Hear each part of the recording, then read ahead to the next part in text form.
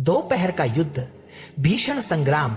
जैसे जैसे सूरज आकाश में ऊंचाई पर पहुंचा, युद्ध की भयानकता भी बढ़ती चली गई।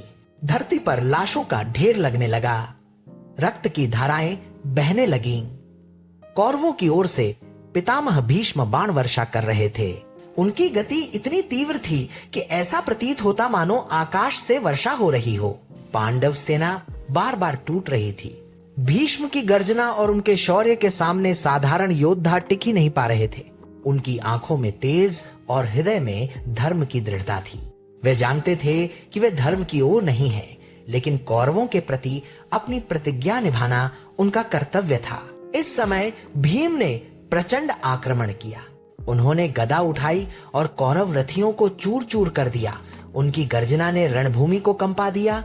मैं वचन देता हूं, 100 कौरवों का वध करूंगा। आज इस रणभूमि में कोई नहीं बचेगा जो अन्याय का साथ देता है। भीम के इस प्रहार से कौरवों की कई पंक्तियां ध्वस्त हो गईं। किंतु तभी दुर्योधन अपने रथ पर प्रकट हुआ। उसने भीम पर बाणों की वर्षा कर दी। दुर्योधन और भीम की यह भिड़ंत युद्ध भूमि में गूंज उठी। कौरव सैनिक जय दुर्योधन के नारे लगा रहे थे, तो पांडवों की ओर से जय भीम की गर्जना हो रही थी। अर्जुन ने भी इस समय भीष्म की ओर रुख किया। उन्होंने गांडीव से लगातार ऐसे प्रचंड तीर छोड़े कि कौरव पक्ष में हाहाकार मच गया।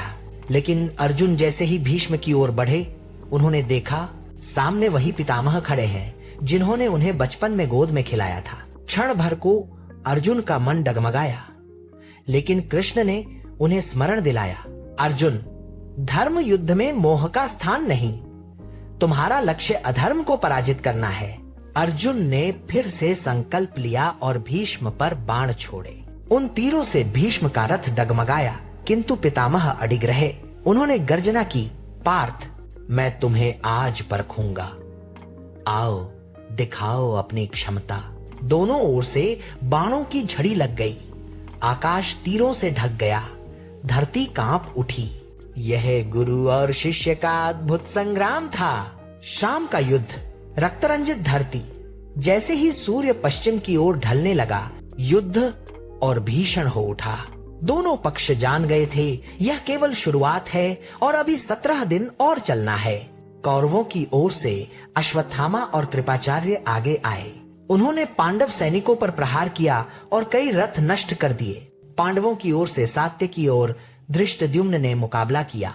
धृष्टद्युम्न ने अपने बाणों से अश्वत्थामा को पीछे धकेला, लेकिन कृपाचार्य के प्रहार से पांडव पक्ष को काफी हानि पहुंची। भीम इस बीच अकेले ही कौरवों की पूरी पंक्ति में घुस गए। उन्होंने अपने गदा प्रहार से कई हाथियों को धराशायी कर दिया। सैनिक भागने लगे। उनके शरीर पर रक्त के छींटे थे, आंखों में ज्वाला और हाथों में विनाश का संकल्प। दूसरी ओर अर्जुन ने कौरव सेना की पंक्तियां तोड़ डाली।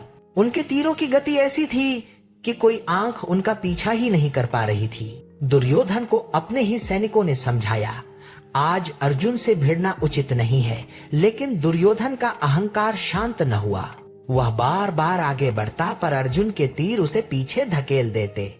पितामह भीष्म अब भी अजेय खड़े थे। उन्होंने अंत तक कौरव सेना का मनोबल ऊंचा रखा। उनकी गर्जना सुनकर सैनिकों के हृदय में उत्साह जाग उठता। उन्होंने कहा, सैनिकों, धर्म की रक्षा के लिए अपने प्राणों की आहुति दो।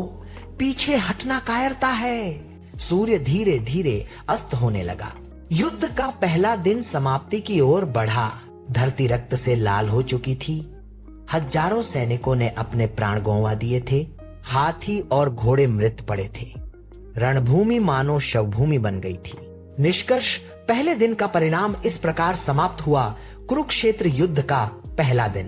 परिणाम, पांडव और कौरव दोनों पक्षों ने हजारों योद्धा खो दिए, लेकिन स्पष्ट था इस दिन कौरवों का पलड़ा भारी रहा, क्योंकि भीष्म पितामह अजेय खड़े थे और उन्होंने अपने नेतृत्व से कौरव सेना को सशक्त बनाए रखा। पांडवों ने वीरता दिखाई, किंतु उन्हें भारी हानि उठानी पड़ी।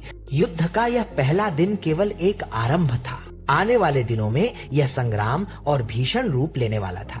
18 दिन का यह युद्ध हर दिन नई कहानी लिखेगा। नए वध, नई रणनीति, नए मोड़, मन, सीख। महाभारत से संदेश।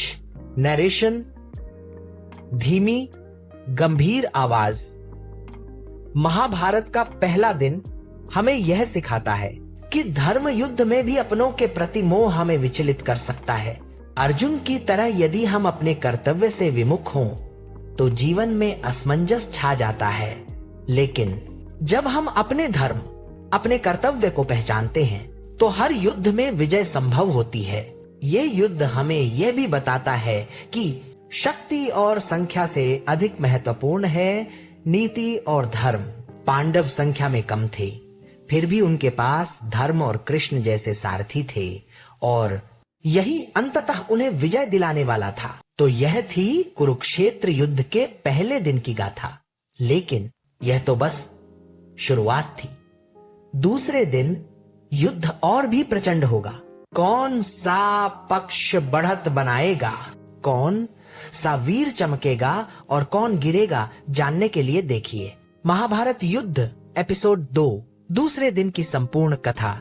अगर आपको यह वीडियो पसंद आया हो तो इसे लाइक और शेयर जरूर कीजिए और ऐसे ही महाभारत युद्ध के हर दिन की गाथा सुनने के लिए हमारे चैनल को अभी सब्सक्राइब कीजिए, साथ ही बेल आइकन दबाइए ताकि आने वाला हर नया एपिसोड सबसे पहले आप तक पहुंचे। जय श्री कृष्ण, जय धर्म।